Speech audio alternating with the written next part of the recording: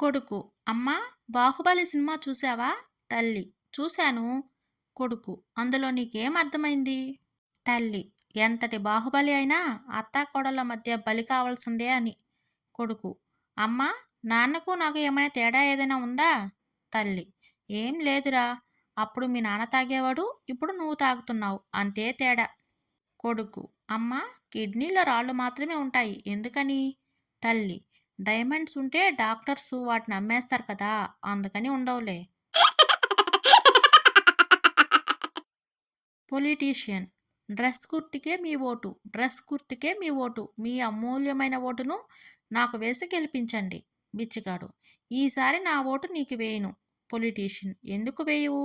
బిచ్చగాడు: మేమందరం కలిసి మిమ్మల్ని గెలిపిస్తాం, గెలిచిన తర్వాత మీరు కనిపించరు, మళ్ళీ 5 ఏళ్ల తర్వాత ఓటు కోసం వస్తారు, అందుకే మా కులపోలనే నిలబెడతాం అనుకుంటున్నాం.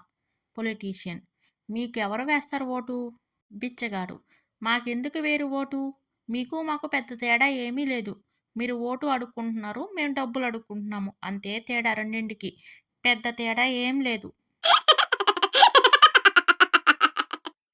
భార్య: ఎండలు చూడండి ఎలా ఉన్నాయో, ఈ ఎండలో తాగకపోతే నువ్వు చచ్చిపోతావా?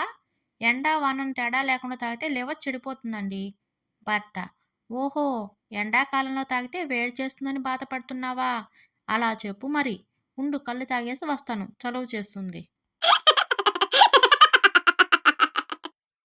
పవన్: శ్వేత, నేను నీకేమైనా అప్పు ఉన్నానా?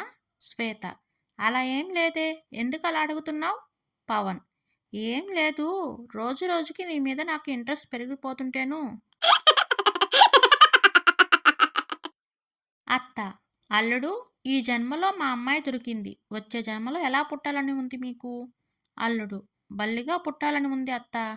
అత్త: అదేం కోరిక అల్లుడు? అల్లుడు: నీ కూతురు భయపడేది వాటికే కదా అత్త, వచ్చే జన్మలో అయినా భయపెట్టాలని ఆశగా ఉంది.